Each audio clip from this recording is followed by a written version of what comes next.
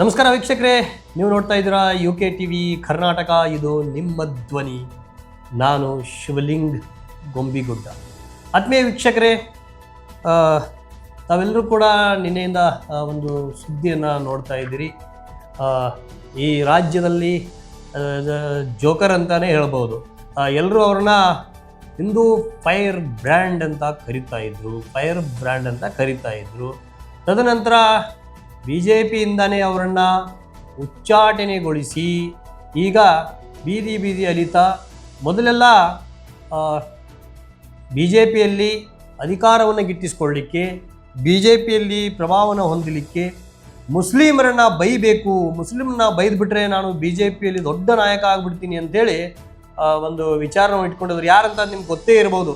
ಬೇರೆ ಯಾರಲ್ಲ, ವಿಜಯಪುರದ ಶಾಸಕರಾಗಿರ್ತಕ್ಕಂಥ ಬಸವನಗೌಡ ಪಾಟೀಲ್ ಯತ್ನಾಳ್ ಅವರು ಏನು ಸರ್ಕಾರ ಈ ನಾಡ ಹಬ್ಬವಾಗಿರ್ತಕ್ಕಂಥ ಮೈಸೂರು ದಸರಾ ಉದ್ಘಾಟನೆಯನ್ನು ಬುಕರ್ ಪ್ರಶಸ್ತಿಯನ್ನು ಪಡೆದಿರ್ತಕ್ಕಂಥ ಬಾನು ಮುಸ್ತಾಕ್ ಅವ್ರ ಕಡೆಯಿಂದ ಇದೇ ಮೈಸೂರು ದಸರಾವನ್ನು ಉದ್ಘಾಟನೆ ಮಾಡಿಸ್ಬೇಕಂತೇನು ಅನೌನ್ಸ್ ಮಾಡಿತ್ತು.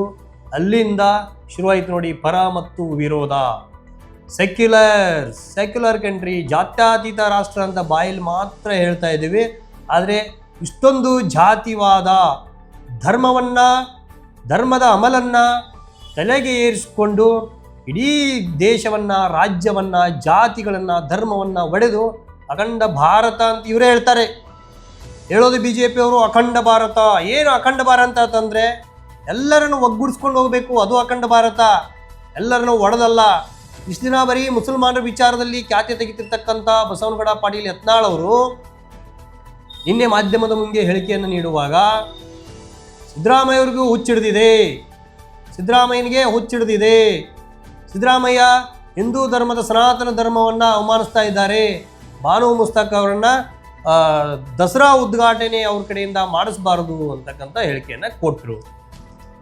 ಭುವನೇಶ್ವರಿ ದೇವಿಗೂ ಮತ್ತು ಬಾನು ಮುಸ್ತಾಕ್ಗೂ ಏನು ಸಂಬಂಧ ಇದೆ ಅಂತ, ಭುವನೇಶ್ವರಿ ದೇವಿಗೂ ಮತ್ತು ಬಾನು ಮುಸ್ತಾಕ್ಗೂ ಏನು ಸಂಬಂಧ ಇದೆ ಅಂತಕ್ಕಂಥ ಹೇಳಿಕೆಯನ್ನು ಹೇಳ್ತಾ, ಭುವನೇಶ್ವರಿ ದೇವಿಗೆ ಸನಾತನಿಗಳು ಮಾತ್ರ ಪುಷ್ಪಾರ್ಚನೆಯನ್ನು ಮಾಡಬೇಕು. ಸನಾತನಿಗಳು ಯಾರು? ಬ್ರಾಹ್ಮಣರ ಮಾತ್ರ ಪುಷ್ಪಾರ್ಚನೆಯನ್ನು ಮಾಡಬೇಕಾ? ಅದನ್ನೇ ಮುಂದುವರೆದು ಹೇಳ್ತಾರೆ.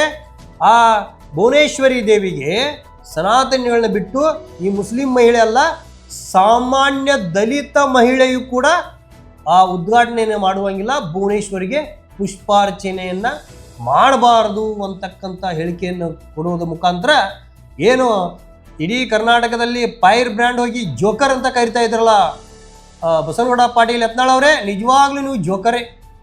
ನಿಮಗೆ ಈ ಭಾರತದ ಇತಿಹಾಸ ಗೊತ್ತಿಲ್ಲ, ಸಂವಿಧಾನವನ್ನು ನೀವು ಬಹುಶಃ ಓದಿರ್ಲಿಕ್ಕಿಲ್ಲ. ಡಾಕ್ಟರ್ ಬಾಬಾ ಸಾಹೇಬ್ ಅಂಬೇಡ್ಕರ್ ಅವರು ಸಂವಿಧಾನದ ಅಡಿಯಲ್ಲಿ ಏನು ಸ್ವಾತಂತ್ರ್ಯ, ಸಮಾನತೆ ಮತ್ತು ಭಾತೃತ್ವವನ್ನು ನೀಡಿದ್ದಾರಲ್ಲ, ಅದನ್ನು ನೀವು ಬಹುಶಃ ಓದಿರ್ಲಿಕ್ಕಿಲ್ಲ. ನಿಮ್ಮ ತಲೆಗೆ ಹಿಂದುತ್ವದ ಅಮಲ ಏರಿದೆ. ಹಿಂದೂ ಹಿಂದೂ ಹಿಂದೂ ಅಂತ ಹೇಳ್ತಾ ಇದ್ದೀರಿ. ಹಾಗಾದರೆ ದಲಿತ ಮಹಿಳೆಯು ಕೂಡ, ಸಾಮಾನ್ಯ ದಲಿತ ಮಹಿಳೆಯು ಕೂಡ ಭುವನೇಶ್ವರಿಗೆ ಪುಷ್ಪಾರ್ಚನೆಯನ್ನು ಮಾಡುವ ಹಾಗಿಲ್ಲ ಅಂತ ಹೇಳ್ತಾ ಇದ್ದೀರಲ್ಲ, ಹಾಗಾದರೆ ನಿಮ್ಮ ವಿಚಾರದಲ್ಲಿ ದಲಿತರು ಹಿಂದೂಗಳಲ್ವಾ? ಅಂದರೆ ದಲಿತರು ಹಿಂದೂಗಳಲ್ಲ ಅಂತ ಆಯಿತು. ನೀವು ನಿಮ್ಮ ರಾಜಕೀಯ ವೋಟ್ ಬ್ಯಾಂಕಿಗಾಗಿ ಮಾತ್ರ ದಲಿತರು ನಮ್ಮವರು, ನಾವೆಲ್ಲ ಹಿಂದೂಗಳು ಅಂತ ಹೇಳ್ತಾ ಹೋಗ್ತಾ ಇದ್ದೀರಿ. ದಲಿತರು ನಿಮಗೆ ಲೆಕ್ಕಕ್ಕೆ ಇಲ್ಲ. ಇಷ್ಟಾಗಿಯೂ ಕೂಡ ನಿಮಗೆ ಒಂದು ಏನು ಪ್ರಶ್ನೆ ಅಂದರೆ, ಬಸವನಗೌಡ ಪಾಟೀಲ್ ಯತ್ನಾಳ್ ಅವರೇ, ನೀವು ಏನು ಲಿಂಗಾಯತರು ಅಂತ ಹೇಳ್ಕೊಂಡು ತಿರುಗಾಡ್ತಾ ಇದ್ದೀರಲ್ಲ, ನೀವು ಕೂಡ ಬಸವಣ್ಣನಿಗಿಂತ ಮುಂಚೆ ಶೂದ್ರ ದಲಿತರೇ. ಬಸವಣ್ಣನ ಕಾಲದಲ್ಲಿ ಲಿಂಗ ಕಟ್ಕೊಂಡು ಲಿಂಗಾಯತರಾಗಿದ್ದೀರಿ. ನೀವು ಕೂಡ ಶೂದ್ರ ದಲಿತರೇ. ನಿಮಗೇನು ಅರಿವಿನ ಪ್ರಜ್ಞೆಯ ಕೊರತೆ ಇದೆ ನಿಜವಾಗ್ಲೂ.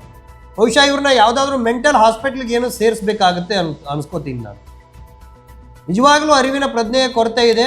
ಯಾಕಂದರೆ ಈಗ BJPಯಿಂದ ಈ ಯತ್ನಾಳ್ ಅವ್ರನ್ನ ಉಚ್ಚಾಟನೆ ಮಾಡಿದ ನಂತರ ಯಾಕೋ ಒಂಥರ ಪೆಕ್ರ ಥರ ಆಡೋದು, ಏನೇನೋ ಸ್ಟೇಟ್ಮೆಂಟ್ಗಳನ್ನು ಕೊಡ್ತಾ ಇದ್ದಾರೆ. ತಾವೆಲ್ಲರೂ ಕೂಡ ಇದನ್ನು ಗಮನಿಸಬೇಕು.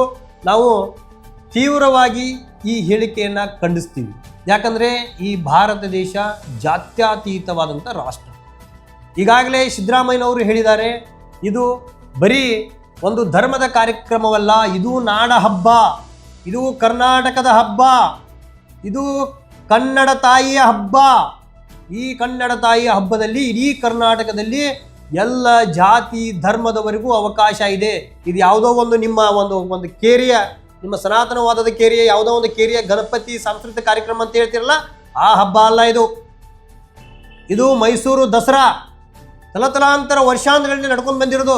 ಇದಕ್ಕಿಂತ ಮುಂಚೆಯೂ ಕೂಡ ಮುಸ್ಲಿಂ ಸಂಬಂಧಿತ ಕೆಲವು ವ್ಯಕ್ತಿಗಳು ದಸರಾವನ್ನು ಉದ್ಘಾಟನೆ ಮಾಡಿದ್ದಾರೆ. ನಿಮ್ಮದು ಗಮನಕ್ಕೆ ಇದೇನೋ ಇಲ್ವೋ ಅದ್ರ ಬಗ್ಗೆ ತಾವು ತಿಳ್ಕೊಳ್ಬೇಕು.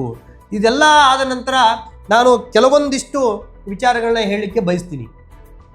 ಈ ಭಾರತ ದೇಶ ಎಲ್ಲರಿಗೂ ಸಮಾನವಾದದ್ದು, ಎಲ್ಲರಿಗೂ ಕೂಡ ಅವ್ರದೇ ಆದಂಥ ಹಕ್ಕುಗಳಿದೆ. ಇಲ್ಲಿ ಯಾರು ಮೇಲು ಕೀಳು ಅಂತಕ್ಕಂಥದ್ದಿಲ್ಲ. ಎಲ್ಲರಿಗೂ ಕೂಡ ಸಮಾನವಾದಂಥ ಅವಕಾಶಗಳನ್ನ ಕೊಡಬೇಕಂತೇಳಿ ಡಾಕ್ಟರ್ ಬಾಬಾ ಸಾಹೇಬ್ ಅಂಬೇಡ್ಕರ್ ಅವರು ಸಂವಿಧಾನದ ಅಡಿಯಲ್ಲಿಯೇ ನಮಗೆ ಕೊಟ್ಟಿದ್ದಾರೆ. ಇದಾಗಿಯೂ ಕೂಡ ಇವತ್ತೇನು ಈ ಯತ್ನಾಳ್ ಅವರು ನೀಡಿರ್ತಕ್ಕಂಥ ಹೇಳಿಕೆ, ಸಾಮಾನ್ಯ ದಲಿತ ಮಹಿಳೆಯು ಕೂಡ ಭುವನೇಶ್ವರಿಗೆ ಪುಷ್ಪಾರ್ಚನೆಯನ್ನು ಮಾಡುವ ಹಾಗಿಲ್ಲ ಅಂತೇಳಿ ಒಂದು ಜಾತಿವಾದದ ಆರೋಪ. ಅಂದರೆ ನಿಜವಾಗ್ಲೂ ಒಬ್ಬ ದೊಡ್ಡ ಜಾತಿವಾದಿ ಅಂತ ಹೇಳ್ಬೋದು ಬಸನಗೌಡ ಪಾಟೀಲ್ ಯತ್ನಾಳ್ ಅವರು.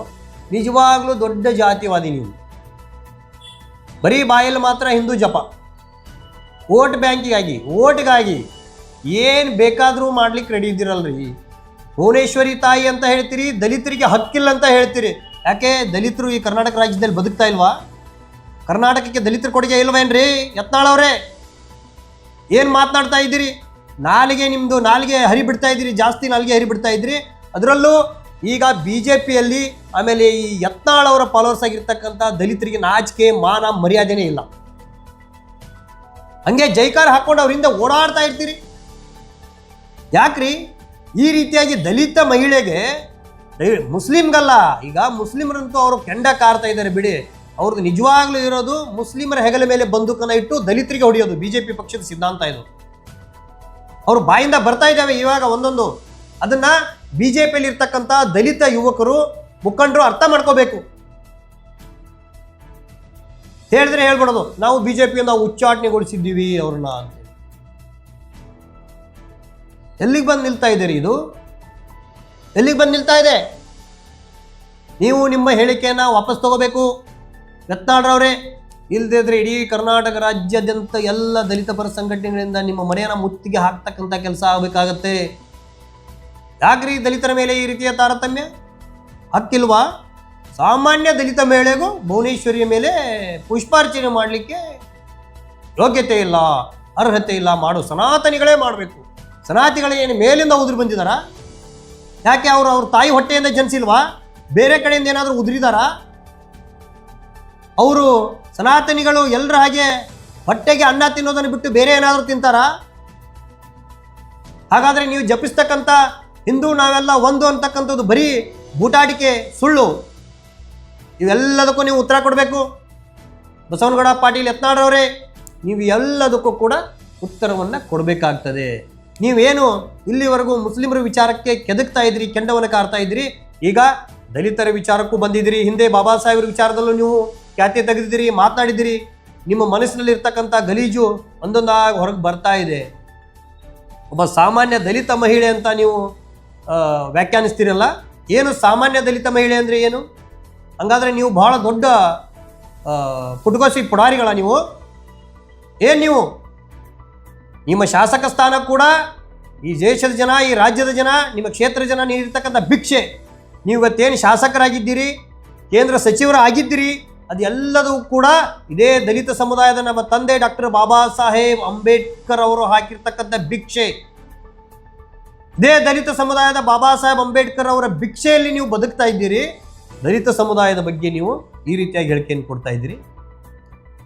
ನೀವೇನಾದರೂ ಇಡೀ ದಲಿತ ಸಮುದಾಯವನ್ನು ಕ್ಷಮೆ ಕೇಳದೇ ಇದ್ದರೆ ಇಡೀ ರಾಜ್ಯಾದ್ಯಂತ ಉಗ್ರವಾದಂಥ ಹೋರಾಟವನ್ನು ಮಾಡಬೇಕಾಗುತ್ತೆ ಅಂತೇಳಿ ಈ ಮೂಲಕ ತಮ್ಮೆಲ್ಲರಿಗೂ ತಮಗೆ ಬಸವನಗೌಡ ಪಾಟೀಲ್ ಯತ್ನಾಳ್ ಅವರಿಗೆ ನಿಮಗೆ ಎಚ್ಚರಿಕೆಯನ್ನು ಕೊಡ್ತಾ ಇದ್ದೀವಿ.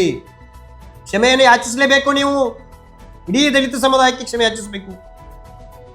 ಅದ್ರ ಜೊತೆಗೆ ಇವರ ಫಾಲೋವರ್ಸ್ ಏನಿದ್ರಿ ದಲಿತ ಸಮುದಾಯದಲ್ಲಿ ಇರ್ತಕ್ಕಂಥವ್ರು, ಯತ್ನಾಳ್ ಗೌಡ್ರಿಗೆ ಜೈ, ಯತ್ನಾಳ್ ಗೌಡ್ರಿಗೆ ಜೈ ಅಂತಿರಲ್ಲ. ನಾಚಿಕೆ ಮಾನ ಮರ್ಯಾದೆ ಏನಾದರೂ ಇದೇನ್ರಿ? ಪ್ರಶ್ನೆ ಮಾಡ್ರಿ, ಕೇಳ್ರಿ ಅವ್ರನ್ನ. ಆಗಲ್ವಾ? ಏನು ಬಕೆಟ್ ಹಿಡಿಯೋದೆಲ್ಲ ಬಿಟ್ಬಿಡ್ರಿ. ಇದು ಯಾರಪ್ಪನ ಆಸ್ತಿನೂ ಅಲ್ಲ ಈ ದೇಶ. ಎಲ್ಲರೂ ಸರ್ವ ಸ್ವತಂತ್ರರೇ, ಸಮಾನರೇ. ಕೇಳಿ, ಕಿವಿ ಹಿಡಿದು ಕೇಳಬೇಕು ರಾಜಕಾರಣಿಗಳನ್ನು. ಅವ್ರು ಮಾಡ್ತಕ್ಕಂಥ ತಪ್ಪುಗಳನ್ನ ಯುವ ಸಮೂಹ ಮುಚ್ಚಿಡ್ತಾ ಹೋದರೆ ಏನು ಈಗ ಜಾತಿ ಅಮಲುಗಳು, ಈ ಧರ್ಮದ ಅಮಲುಗಳು ಏರಿದ ನಂತರ ಅಂತೂ ಯಾವ ರಾಜಕಾರಣಿಗಳನ್ನ ಯಾರೂ ಕೂಡ ಕ್ವಶನ್ ಮಾಡುವಂಗಿಲ್ಲ, ಪ್ರಶ್ನೆನೇ ಮಾಡುವಾಗಿಲ್ಲ. ಆ ರೀತಿ ಆಗಿಬಿಟ್ಟಿದೆ ಇವಾಗ. ಎಲ್ಲಿವರೆಗೂ ಯುವ ಸಮೂಹ ಪ್ರಶ್ನೆ ಮಾಡುವುದಿಲ್ಲವೋ ಅಲ್ಲಿವರೆಗೂ ಈ ಭಾರತ ಪ್ರಬುದ್ಧ ಭಾರತ ಆಗುವುದಿಲ್ಲ. ಇವೆಲ್ಲ ನೋಡ್ತಾ ಇದ್ರಿ. ಶ್ರೀಲಂಕಾದಲ್ಲಿ ಯಾವ ರೀತಿ ಆಯಿತು, ಇಂಡೋನೇಷ್ಯಾದಲ್ಲಿ ಯಾವ ರೀತಿ ಆಯಿತು, ಈಗ ಮೊನ್ನೆ ನೇಪಾಳದಲ್ಲಿ ಅತಿಯಾದ ರಾಜಕೀಯ ಈ ನಾಯಕರುಗಳ ಒಂದು ದುರ್ವರ್ತನೆಗಳು, ಅತಿಯಾಗಿ ಆಸ್ತಿಗಳನ್ನ ಮಾಡ್ಕೊತಕ್ಕಂಥದ್ದು, ಉದ್ಯೋಗ ಅವಕಾಶಗಳಿಲ್ಲ, ಯುವ ಸಮೂಹವನ್ನು ಬರೀ ರಾಜಕೀಯಕ್ಕಾಗಿ ಬಳಸ್ಕೊಂಡಿರೋದ್ರಿಂದ ಇವತ್ತು ನೇಪಾಳದಲ್ಲಿ ಅಲ್ಲೋಲ ಕಲ್ಲೋಲ ಆಗಿ ಇಡೀ ಪ್ರಧಾನಿಯವರ ಮನೆಯನ್ನೇ ಸುಟ್ಟಾಕ್ಬಿಟ್ರು. ಎಂತೆಂಥ ಅವಘಡ ನಡೆದಿದೆ. ಅಂಥ ಕಾಲವೂ ಕೂಡ ಈ ಕರ್ನಾಟಕ ರಾಜ್ಯದಲ್ಲಿ, ಈ ಭಾರತ ದೇಶದಲ್ಲಿ ಬರ್ತಕ್ಕಂಥದ್ದು ದೂರ ಇಲ್ಲ. ರಾಜಕೀಯ ಇಂಥ ಏನು ಬಸನಗೌಡ ಪಾಟೀಲ್ ಯತ್ನಾಳ್ ಅಂತ ರಾಜಕೀಯ ವ್ಯಕ್ತಿಗಳಿಂದಲೇ ಈ ದೇಶಕ್ಕೆ ಏನಾದರೂ ಬೆಂಕಿ ಹತ್ತಿದರೆ ದಯವಿಟ್ಟು ಇದನ್ನು ಎಲ್ಲರೂ ಅರ್ಥ ಮಾಡ್ಕೋಬೇಕು. ಯುವ ಸಮೂಹ ಮಾತಾಡುವ ನಿಟ್ಟಿನಲ್ಲಿ, ಫೇಮಸ್ ಆಗೋ ನಿಟ್ಟಿನಲ್ಲಿ ಹಿಂದೂ ಫೈರ್ ಬ್ರ್ಯಾಂಡ್ ಆಗೋ. ಹಿಂದೂ ಫೈರ್ ಬ್ರ್ಯಾಂಡ್ ಅಂದರೆ ಬೇರೆ ಜಾತಿ, ಬೇರೆ ಸಮುದಾಯ, ಬೇರೆ ಧರ್ಮದವ್ರನ್ನ ಬೈದು ಅಲ್ರಿ. ನಿಮ್ಮ ಕೊಡುಗೆ ಏನು ಹಿಂದೂ ಸಮುದಾಯಕ್ಕೆ? ಹಿಂದೂಗಳ ಕಷ್ಟದಲ್ಲಿ ನೀವೇನು ಭಾಗಿಯಾಗಿದ್ದೀರಿ? ನೀವು ಮಾಡಿರ್ತಕ್ಕಂಥ ಕಾರ್ಯಕ್ರಮಗಳ ಬಗ್ಗೆ ಹೇಳಿ, ಅದನ್ನು ಒಪ್ಕೋತೀವಿ ನಾವು. ನೀವು ಹಿಂದೂ ಫೈರ್ ಬ್ರ್ಯಾಂಡ್ ಆಗಲಿಕ್ಕೆ ಬೇರೆ ಧರ್ಮದವ್ರನ್ನ, ಬೇರೆ ಜಾತಿಯವರನ್ನ ನಿಂದಿಸುವುದು ಅಲ್ಲ. ಇದನ್ನು ತೀವ್ರವಾಗಿ ಖಂಡಿಸ್ತೀವಿ ನಾವು. ನೀವೇನಾದರೂ ಕ್ಷಮೆ ಕೇಳದಿದ್ರೆ ನಿಜವಾಗ್ಲೂ ಇಡೀ ರಾಜ್ಯಾದ್ಯಂತ ಇದರ ಬಗ್ಗೆ ಒಂದು ಉಗ್ರವಾದಂಥ ಹೋರಾಟವನ್ನು ದಲಿತ ಪರ ಸಂಘಟನೆಗಳು ಮಾಡ್ತವೆ ಅಂತಕ್ಕಂಥ ಎಚ್ಚರಿಕೆಯನ್ನು ಕೊಡ್ತಾ ಈ ಕಾರ್ಯಕ್ರಮನ ಇಲ್ಲಿಗೆ ಮುಗಿಸ್ತಾ ಇದ್ದೀನಿ. ಇನ್ನೂ ಹೆಚ್ಚಿನ ಸುದ್ದಿಗಳಿಗಾಗಿ ನೀವು ನೋಡ್ತಾ ಇರಿ UKTV ಕರ್ನಾಟಕ. ಇದು ನಿಮ್ಮ ಧ್ವನಿ. ನಾನು ಶಿವಲಿಂಗ್ ಗೊಂಬೆಗುಡ್ಡ. ಧನ್ಯವಾದಗಳು.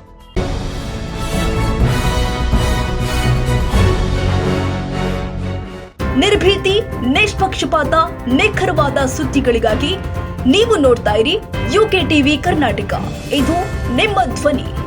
ಇನ್ನು ಹೆಚ್ಚಿನ ಸುದ್ದಿಗಳಿಗಾಗಿ ನಮ್ಮ ಚಾನೆಲ್ ಅನ್ನ ಲೈಕ್ ಮಾಡಿ, ಸಬ್ಸ್ಕ್ರೈಬ್ ಮಾಡಿ, ಪಕ್ಕದಲ್ಲಿ ಇರುವ ಬೆಲ್ ಐಕಾನ್ ಪ್ರೆಸ್ ಮಾಡಿ. ಧನ್ಯವಾದಗಳು.